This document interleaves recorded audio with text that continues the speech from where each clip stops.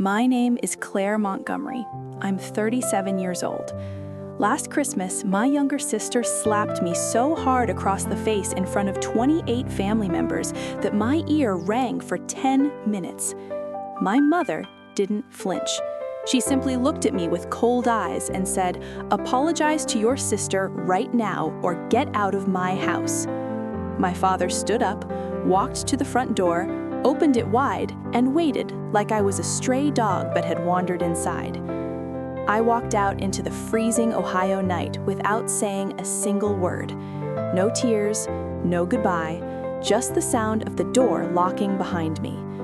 By 9 a.m. the next morning, my entire family woke up to a reality they never saw coming, and honestly, neither did I.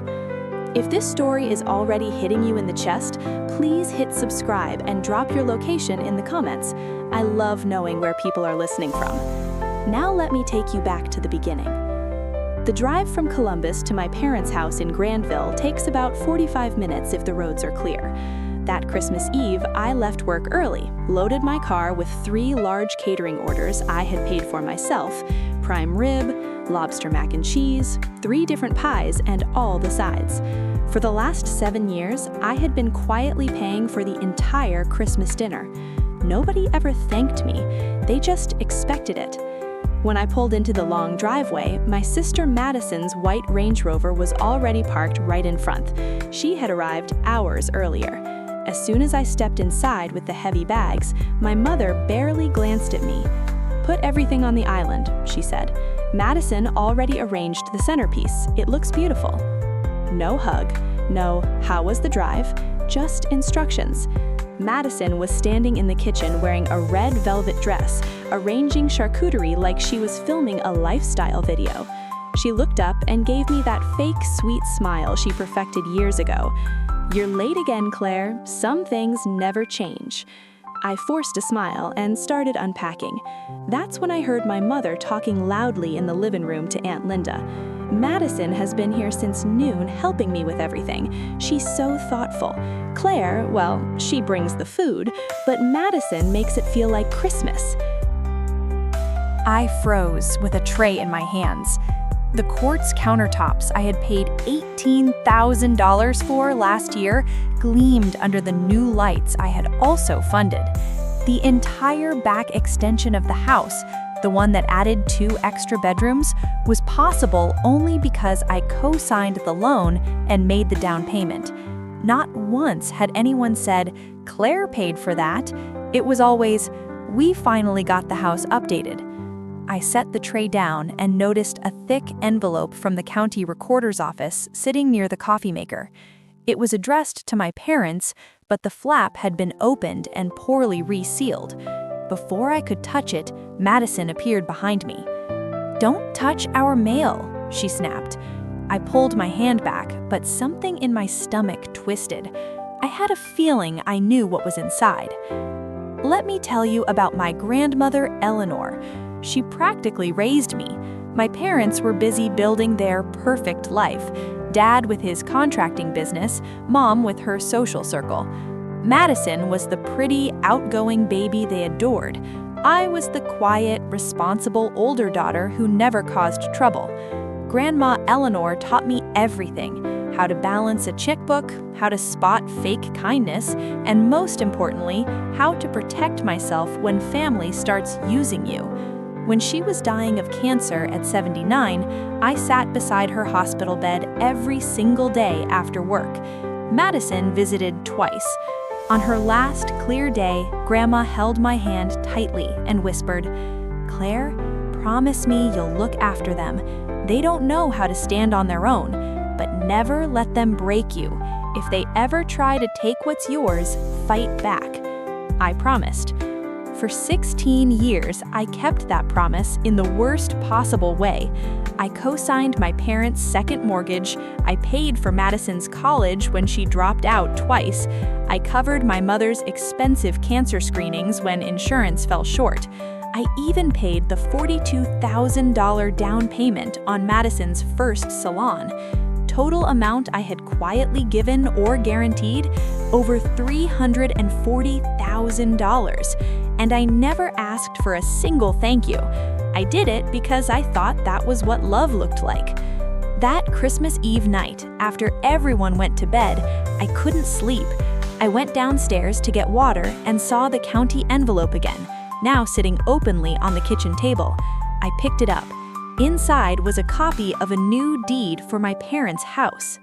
My name, which had been on the original mortgage as co-owner, had been removed 3 weeks earlier.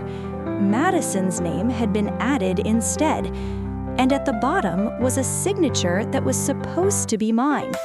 It wasn't mine. Someone had forged my signature on a legal document. My hands started shaking. I took photos of every page with my phone, then carefully put the papers back exactly as I found them. I didn't sleep that night. Christmas morning arrived bright and cold. I was up at 5:30 a.m., making coffee and peeling potatoes like I did every year. When my mother came down, she didn't say good morning. She just said, "Make sure Madison's seat is next to your father at the head of the table." Of course. By 2 p.m., the house was full. 28 people laughing, drinking, and telling the same old stories.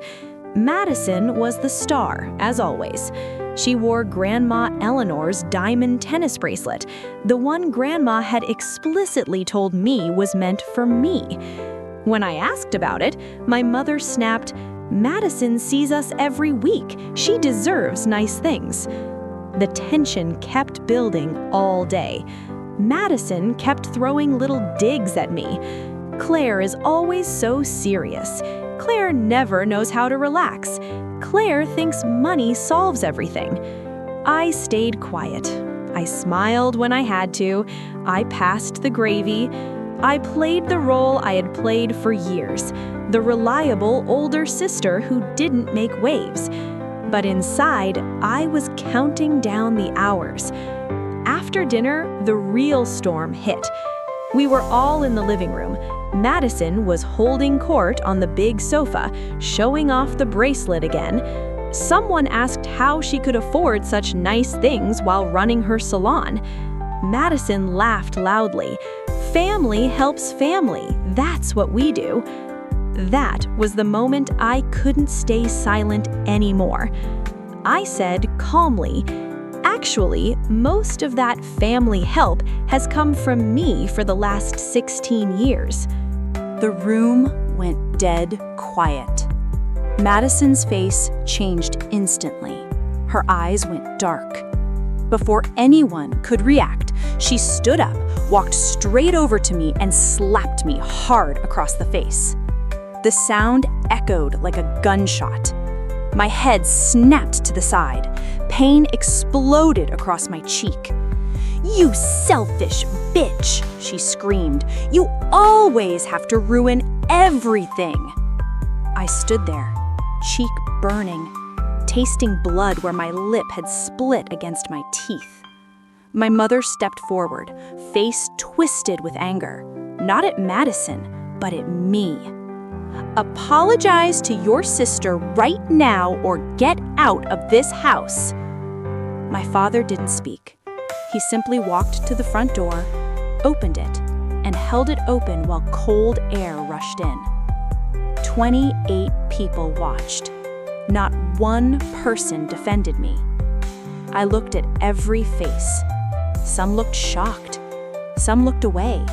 None stepped forward. I picked up my coat, took my keys, and walked out into the freezing night without saying a word. The door slammed shut behind me. The deadbolt clicked. That was the moment everything changed. If this story has already made your heart race, please subscribe right now. The next part gets even darker, and the twist that comes will shock you. I'll see you in part 2.